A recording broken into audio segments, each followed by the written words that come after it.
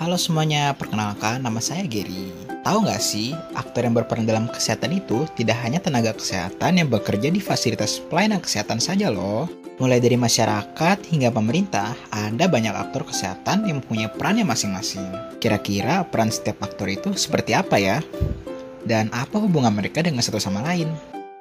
Dalam rangka menjawab pertanyaan tersebut, saya mewawancarai beberapa aktor kesehatan, yaitu seorang ibu kader posyandu, kepala puskesmas, dan pejabat pemerintahan.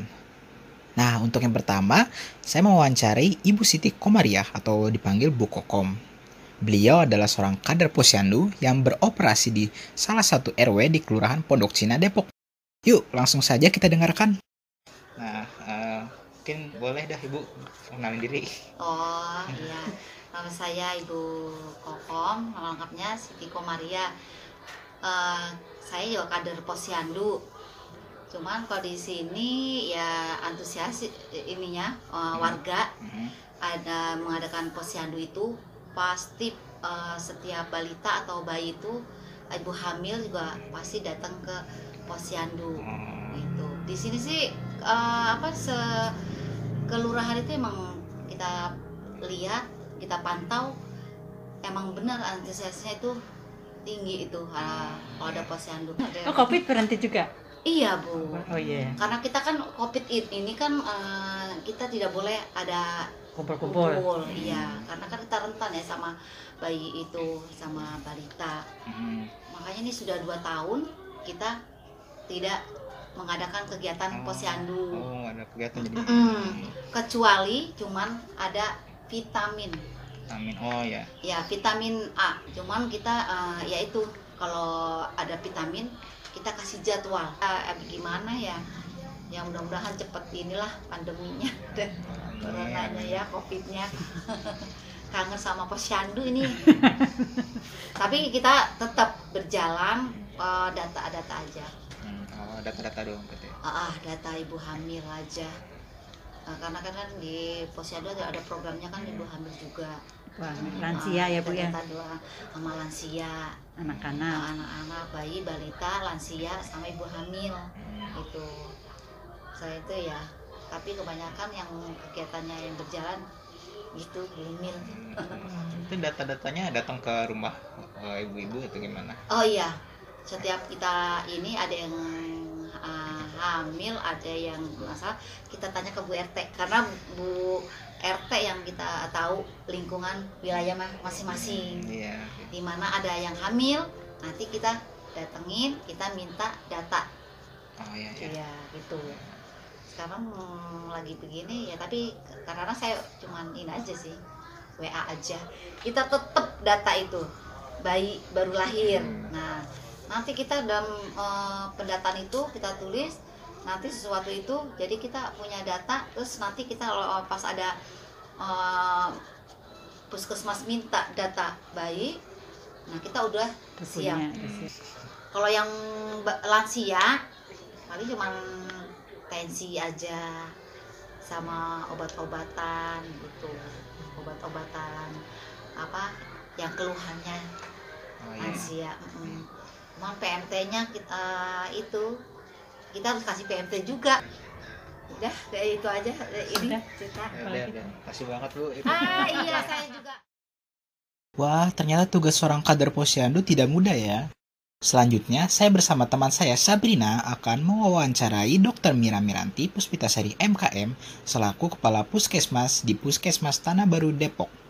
Berikut adalah rekamannya, silakan menonton.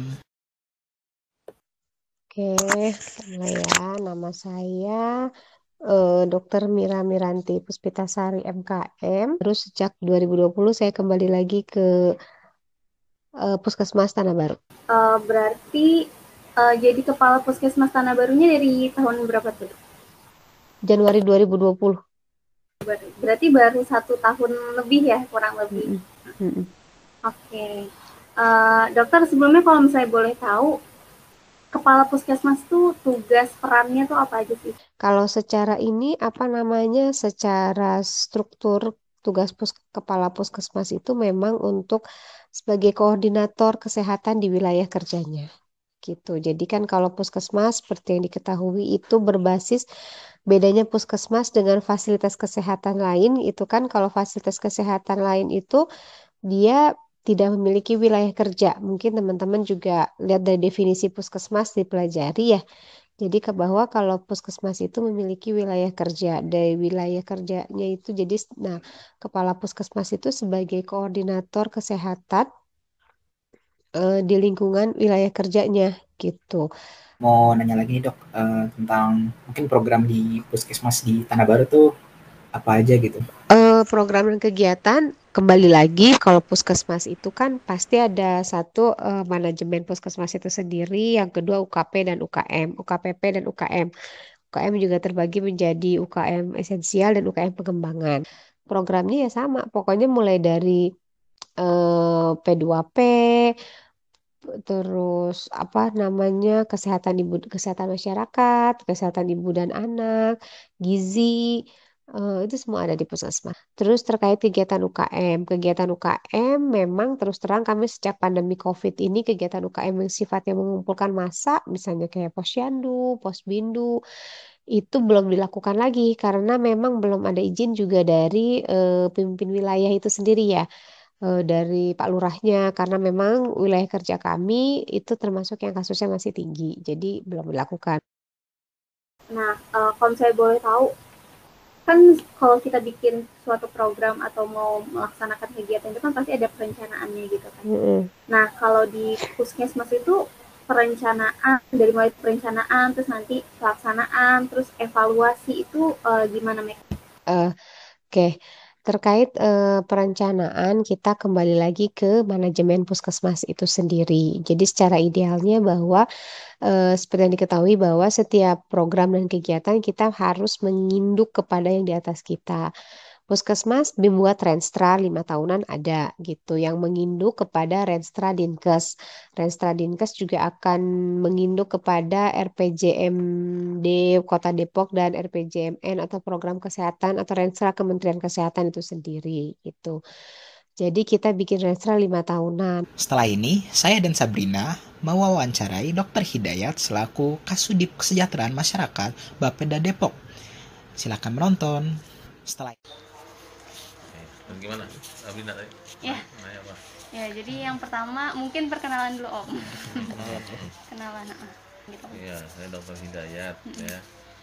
Kemudian 2020 sampai sekarang saya di Bapeda Kasubdit Kesejahteraan Masyarakat. Nah, kesejahteraan masyarakat ini membawahi Dinas Kesehatan, RSUD, Dinas Pendidikan, Dinas Pemberdayaan Perempuan, ya, dan Dinas Pemuda dan Olahraga.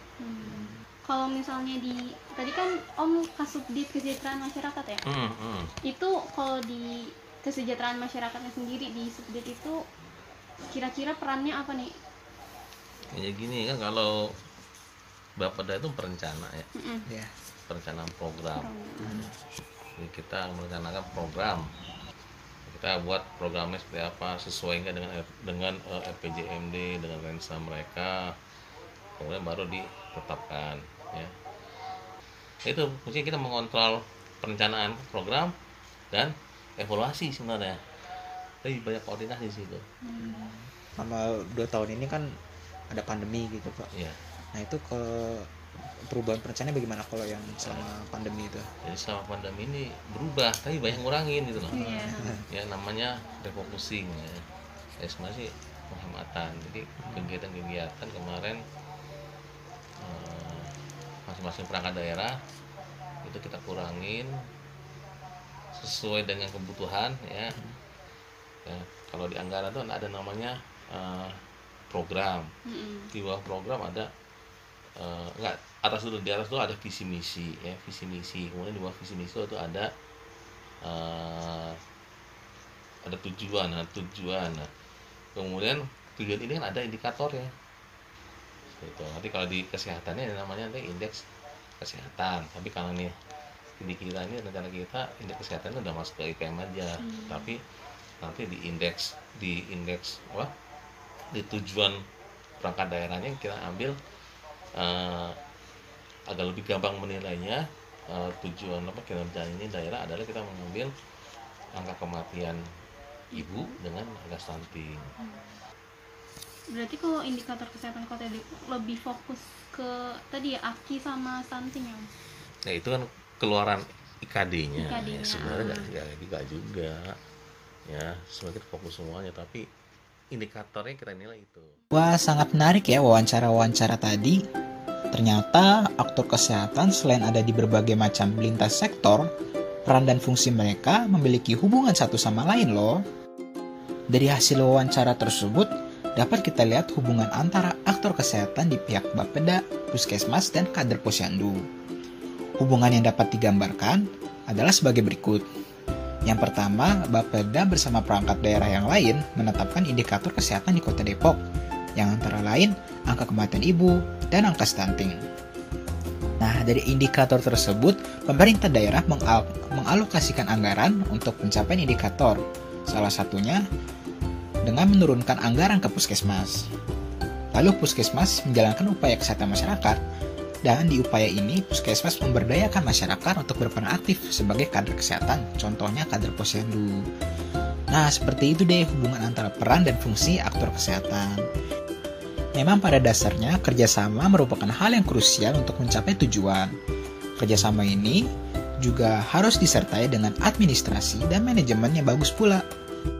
Sepertinya kita sudah belajar banyak nih. Semoga video ini dapat menambah wawasan teman-teman ya. Terima kasih atas perhatiannya.